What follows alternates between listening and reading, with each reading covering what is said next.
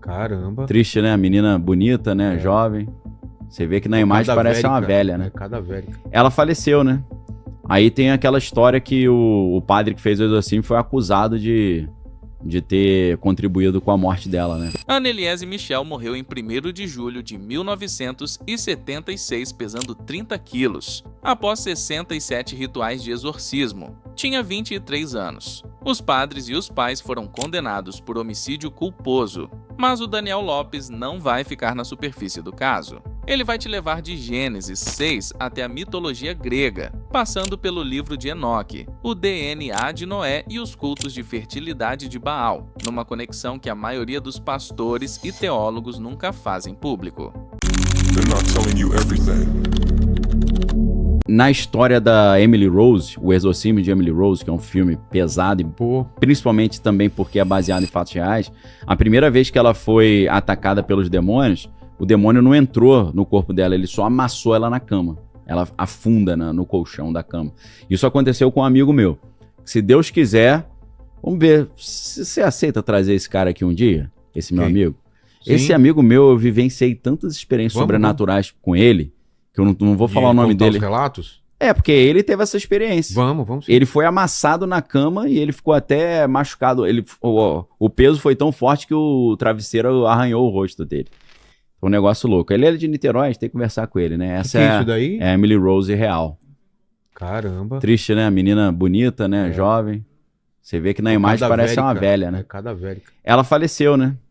Aí tem aquela história que O caso real se chama Anneliese Michel, não Emily Rose. Ela nasceu em 1952 na Baviera, Alemanha, numa família católica devota. Aos 16 anos, foi diagnosticada com epilepsia do lobo temporal. Entre 1975 e 1976, os padres Arnold Hens e Ernst Alt realizaram 67 sessões de exorcismo em 10 meses. Anneliese alegava estar possuída por 6 demônios, entre eles Lúcifer, Caim, Nero e Hitler. O padre que fez o exorcismo foi acusado de ter contribuído com a morte dela, né? Por quê? Porque o padre e ela chegaram a uma conclusão que isso que ela estava sofrendo era um martírio que seria para a glória de Deus, porque a história seria contada no mundo inteiro. Eu acho que já foi mais uma estratégia de Satanás, né? Com certeza. Porque é tipo assim, ela entendeu assim, não, eu preciso morrer para que a minha história seja contada no mundo. Tipo Jesus morreu para abençoar a humanidade. Mas assim, estranho, né? Negócio muito triste essa história. Aí eles dizem que o padre que induziu, que falou para ela, ó, desista de lutar para sobreviver, se entregue, morre, porque isso é pra glória de Deus. Aí, na verdade, o filme Exorcismo de Emily Rose começa com essa audiência, né? O padre sendo processado. Então, voltando lá, né? O que esses anjos caídos vieram fazer? Vieram engravidar mulheres. E as mulheres engravidaram e nasceram seres híbridos, esses Nefilim, esses gigantes, né? E aí, o que a gente lembra? A gente lembra que nos relatos ufológicos, muitas das vezes as mulheres são abduzidas, são feitas experiências com seus órgãos reprodutores e ela volta grávida. E depois de 3 meses, o que acontece? Ela é abduzida novamente e eles retiram o neném, retiram o bebê, um bebê híbrido. Então, uma das coisas de semelhança que a gente vê entre a época de Noé e a época do final dos tempos agora, é esse negócio de seres levarem mulheres e engravidarem essas mulheres. E então, a pergunta que fica é, será que isso é um dos sinais que Jesus está mostrando? Que tanto na época de Noé, seres espirituais angelicais estavam engravidando mulheres, incubando essas mulheres. O termo vigilante aparece na Bíblia ou em algum texto apócrifo? Ele aparece só no livro de Enoque.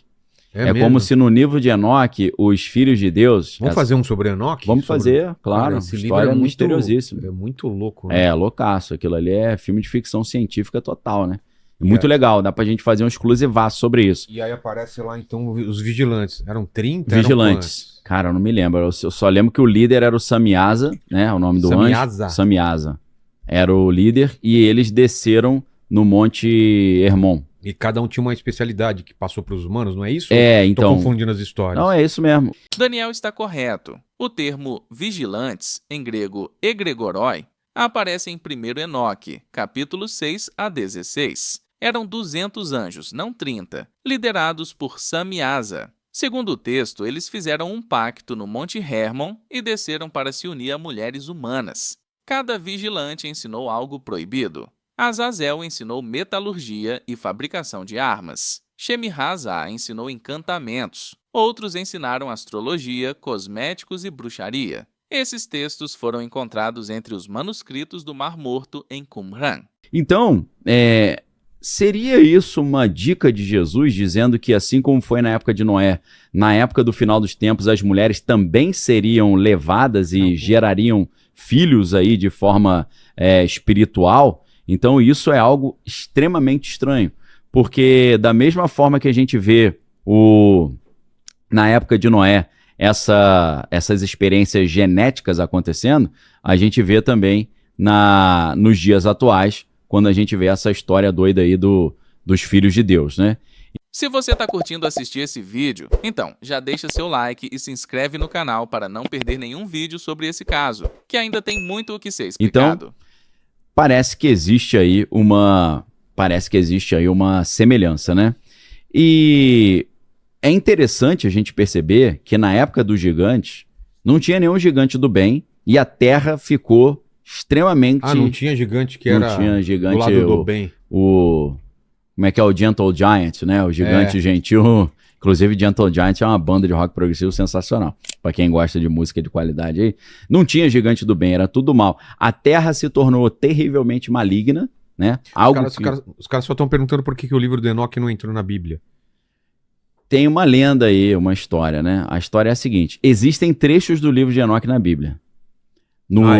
Na carta de Judas. Sendo citado o livro de Enoque? São citações ipsis literis praticamente. É claro que a Bíblia não fala conforme está escrito no livro de Enoque, né? A Bíblia cita outros livros, né? Existe o livro da lei, que é o livro de Yesher, existe o livro dos justos. Então tem alguns livros que a Bíblia cita falando, essas histórias também estão contadas no livro dos justos. Mas esse livro dos justos não entrou na Bíblia. Pois né? E por que não entrou? E é claro que a gente tem que fazer uma diferença entre o Antigo Testamento, né, que é a Bíblia hebraica, e o Novo Testamento. No caso do protestantismo e do catolicismo, existe uma diferença em que esses livros, né, a Bíblia católica possui mais livros do que a Bíblia protestante. Qual que é a ideia? Martinho Lutero tirou livros. Ele tirou livros restaurando ao que era nos tempos do Novo Testamento. Porque o Tanakh, que é a Bíblia hebraica, que reúne Torá, que é a lei, Neviim, que são os profetas, e Ketuvim, que são os escritos, não tem esses livros que a Igreja Católica acrescentou, como Tobias, Judite e tal, Macabeus. Eclesiástico, né? Eclesiastes tem na Bíblia, Eclesiástico não. Então, dizem que quando o cânon não é só uma marca de câmera, né? Mas o cânon é a lista dos livros que compõem a Bíblia, né? Quando eles chegaram a esse consenso, eles dizem que o livro de Enoque não entrou, apesar de você ver pistas do livro de Enoque em Gênesis 6, na Epístola de Judas, que é um livro pequenininho, não tem nem capítulo, é um único capítulo antes do Apocalipse.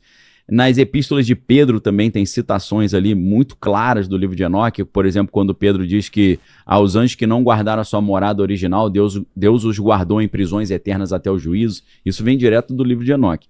Mas por que não entra? Porque o livro de Enoque, ele parte da ideia que o anjo, ele fica tentado pelas mulheres, ele quer se tornar de um ser espiritual para um ser material. O anjo cobiça a matéria e ele quer ter prazer na matéria. Só que havia uma influência gnóstica muito grande, até em Santo Agostinho, né? Santo Agostinho tinha uma jornada, né? Antes da sua conversão ao cristianismo, ele é um cara que buscava muito os prazeres, né? Quase que um hedonista, e ele teve uma passagem pelo gnosticismo também. E o gnosticismo, eles odeiam ou eles não conseguem conceber a ideia de um anjo querer vir para a matéria e ter relação com a mulher. Porque para ele, o anjo é um ser superior porque ele abstraiu da matéria, ele está fora da matéria, ele escapa da matéria. Então, como a galera não achou assim, nonsense você ter anjos querendo vir para a matéria, dizem que eles retiraram por causa disso.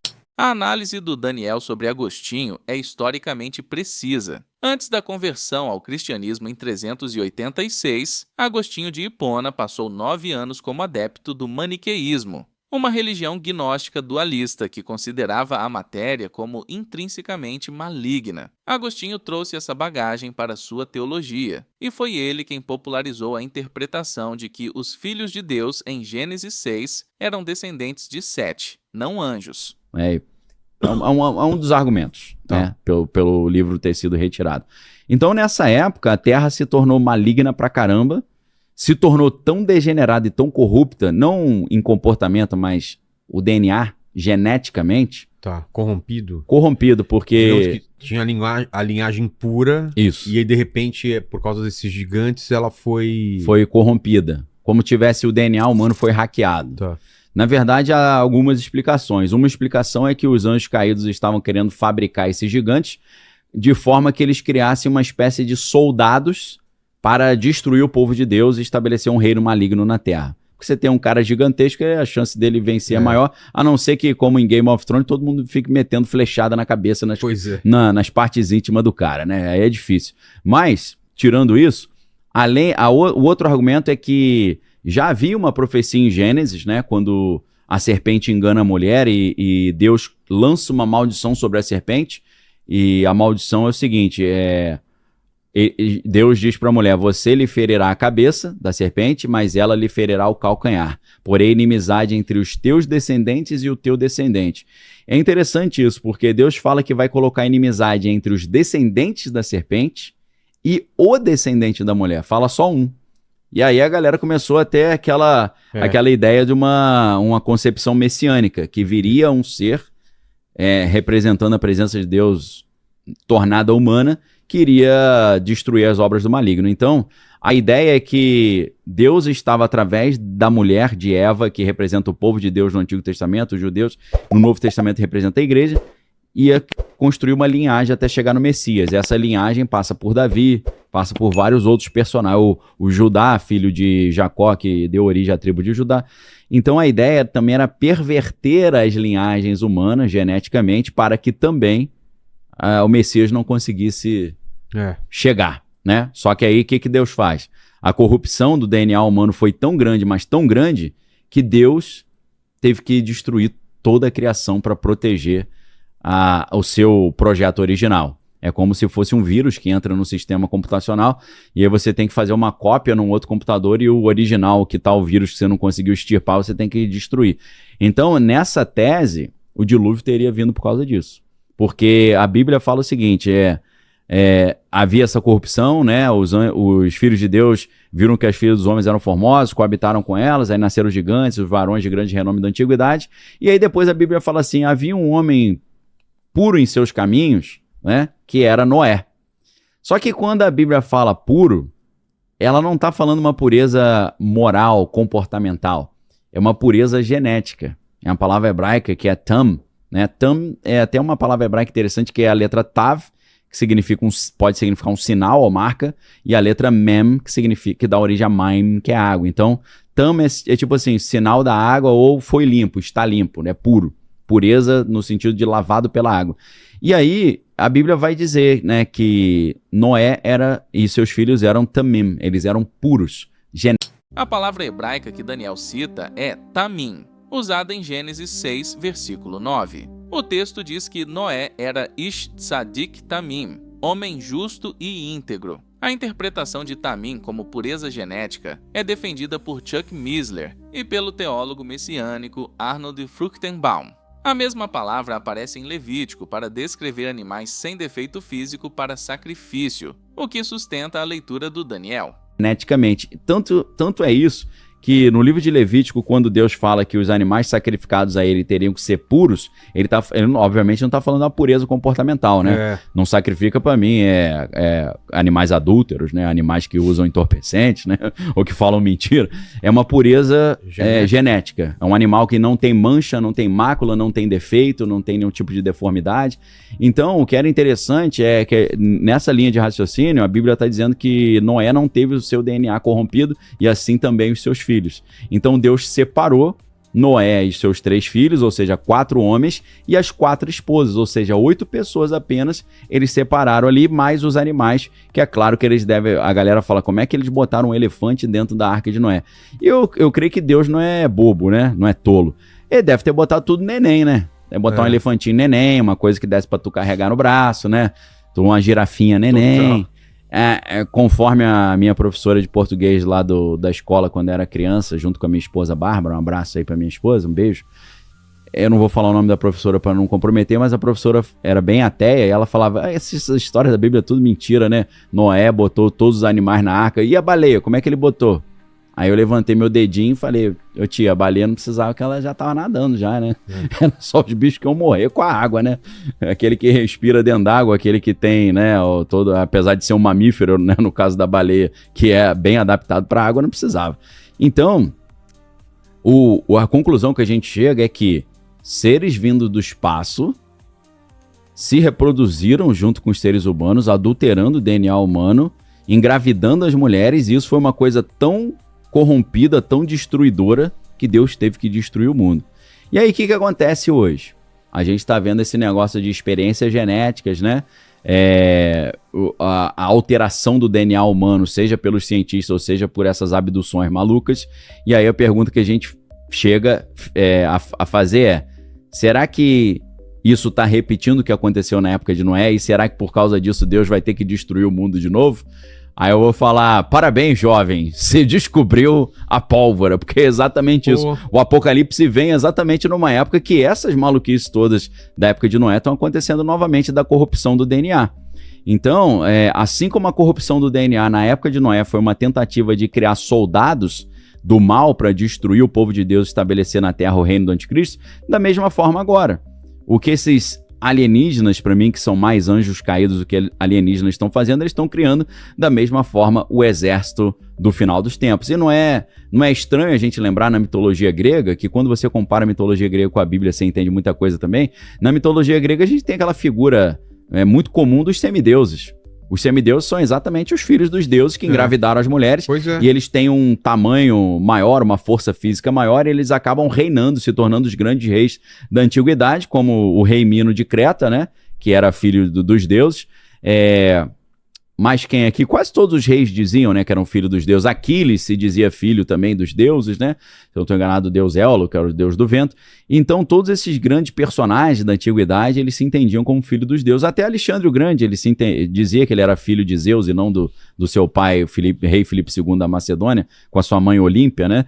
Então, para quem acha que isso é história, é lenda, é mito apenas, a gente não pode esquecer que se os supostos alienígenas gostam de engravidar as mulheres, os ritos das religiões mais antigas e poderosas eram todos ritos de fertilização ou ritos de fertilidade. Aí entra o famoso deus Baal, né? Baal em hebraico significa senhor ou marido, porque ele era o esposo de uma outra entidade chamada Astarte ou Astarote ou Azera, né? A conexão linguística é real. Astarte, Astarote e Ishtar são variações do mesmo nome, a deusa da fertilidade e da guerra em toda a região do Oriente Médio Antigo. Em fenício era Astarte, em acadiano Ishtar, em hebraico Ashtoreth. O primeiro livro dos Reis, capítulo 11, versículo 5, condena Salomão por seguir Ashtoreth, deusa dos Sidônios. Quanto ao comandante Ashtar, essa figura apareceu pela primeira vez em 1952, num suposto contato telepático relatado por George Van Tassel, operador de rádio no deserto da Califórnia. Então esse casal de... Ishtar também. Também. E aí, coincidência, né, com o alienígena, o comandante Ashtar, que é o comandante da Confederação Galáctica. Né? É um loiro, né? Com o loiro que manda o Hadoukenzinho com a mão. Coloca esse comandante aí. O Daniel conecta 7 temas em 15 minutos. Exorcismo, Nefilim, ufologia, Enoque, DNA de Noé, mitologia grega e cultos de Baal. Sobre Anneliese Michel, 67 exorcismos, morte por desnutrição aos 23 anos, padres condenados. Em 1999, o Vaticano revisou o rito de exorcismo pela primeira vez desde o século XVII. A tese central, anjos caídos adulterando o DNA humano e o dilúvio como resposta divina para preservar a linhagem messiânica, é compartilhada por teólogos como Fruchtenbaum, Missler e Heiser. A chave linguística é Tamim, usada para Noé e para animais de sacrifício em Levítico. A Septuaginta traduziu Nephilim como gigantes, evocando os titãs. Agostinho, ex-maniqueísta, influenciou a rejeição do livro de Enoque, que a igreja etíope mantém como canônico até hoje. A capacidade do Daniel de cruzar hebraico bíblico, literatura pseudoepigráfica, mitologia grega e fenômenos contemporâneos numa única conversa é rara. Para quem investe em conhecimento, conectar sistemas desconexos é a habilidade mais valiosa que existe. Nos vemos no próximo vídeo.